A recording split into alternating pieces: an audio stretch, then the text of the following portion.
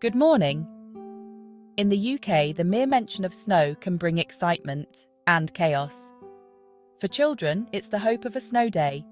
For commuters, it's travel headaches.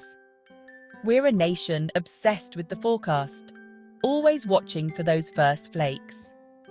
This winter, 2025 to 2026, has been especially memorable, with everything from gentle dustings to landscape-changing snowfalls. Understanding these patterns helps us prepare. Families plan, councils grit roads, and emergency services get ready. Our longing for a white Christmas is woven into our culture, even if it's rare. Every snowfall transforms the ordinary into something magical, sparking national conversation. So, let's look back at this unforgettable winter and unravel the story the weather told us. When we talk about snow, we use the term snowfall accumulation, the total depth of new snow that settles before melting or compacting. Measured in centimeters, it gives us a clear picture of a snow event's impact. Not all snow is equal. Light, fluffy snow is fun, but heavy, wet snow causes real problems.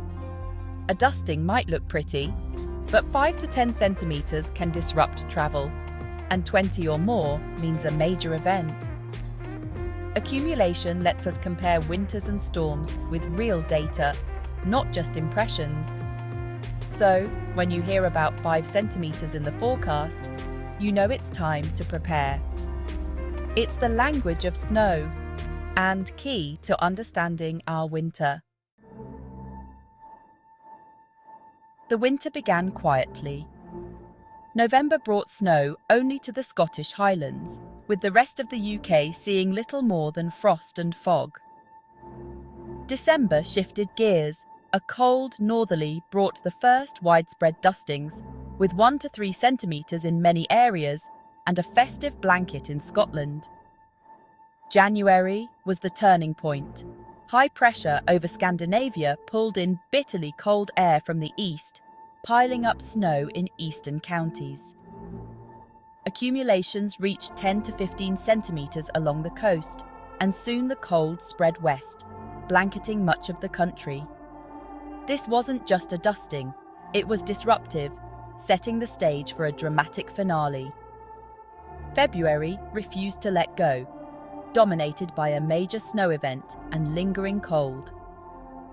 Deep snow cover persisted for weeks, especially in rural areas. Further snow showers topped up the pack, particularly in the east. It was a relentlessly cold, snowy month, cementing this winter's place as one of the harshest in memory.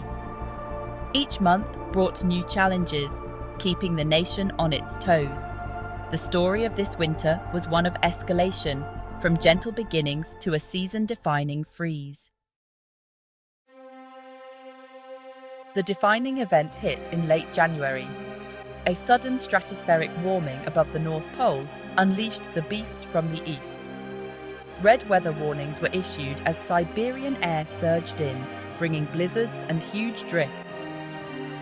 Central and eastern Scotland, Northumberland, Yorkshire and Lincolnshire saw 20 to 30 centimetres, with rural highlands buried under even more. Rescue teams worked non-stop to reach stranded motorists and isolated villages. The storm's persistence was remarkable. Snow and cold lingered for over a week, halting much of the country.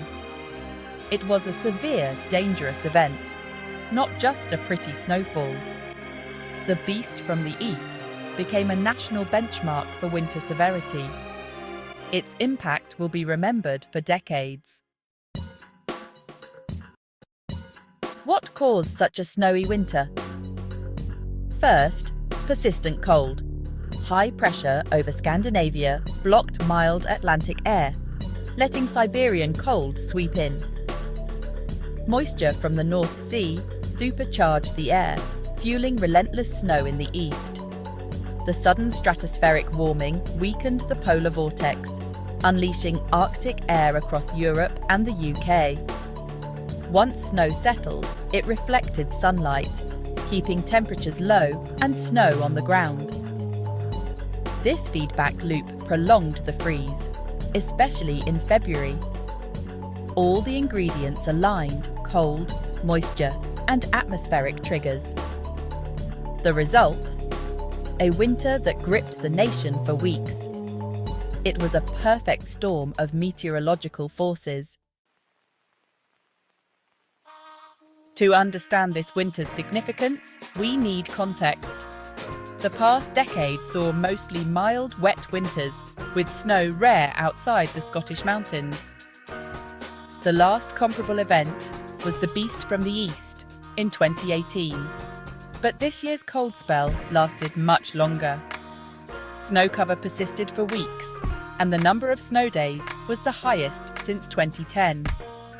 For eastern Scotland and northeast England, peak snow depths even surpassed those of 2010. This winter broke the recent trend, rivaling the most memorable cold spells of the century. It reminded us that severe winters are still possible, despite a warming climate. 2025 to 2026 set a new benchmark for British winters. The heavy snow pressed pause on daily life across the UK. Major roads and railways were blocked, stranding vehicles and commuters. School closures delighted children but challenged parents. Supermarkets ran low on essentials as deliveries struggled through. Many worked from home, but others, like farmers and emergency services, faced immense challenges. Rural communities were cut off, and supply chains were tested. Yet, the snow brought people together. Neighbours helped each other, and volunteers ferried essential workers. Parks filled with families sledging and building snowmen, even as the country coped with disruption. The Big Freeze revealed both our vulnerabilities and our community spirit. This winter was a tale of two halves, a sharp east-west divide. Eastern regions, from Scotland to East Anglia, saw repeated heavy snow thanks to easterly winds off the North Sea. Western areas, like Cornwall and Northern Ireland, had less snow but still faced severe frost and ice. Upland regions, highlands, Pennines and moors were buried under deep drifts, while nearby cities saw much less. Even within cities, the heat island effect meant snow melted faster than in the suburbs. The UK's varied landscape created dramatic local contrasts, with weather changing over just a few miles. This winter showcased how wind, sea and altitude shape our snow story. It was a masterclass in the complexity of British weather. As spring arrived, we reflected on a winter that will be remembered for years. It tested our infrastructure and communities, but also created lasting memories, especially for children experiencing deep snow for the first time. The season sparked important questions about preparedness and resilience. Meteorologists gained valuable data, refining forecasts for future events. The winter of 2025 to 2026 was a story of chaos and community, beauty and disruption. It reconnected us with the power of nature and the rhythm of the seasons, and it reminded us, never underestimate a British winter.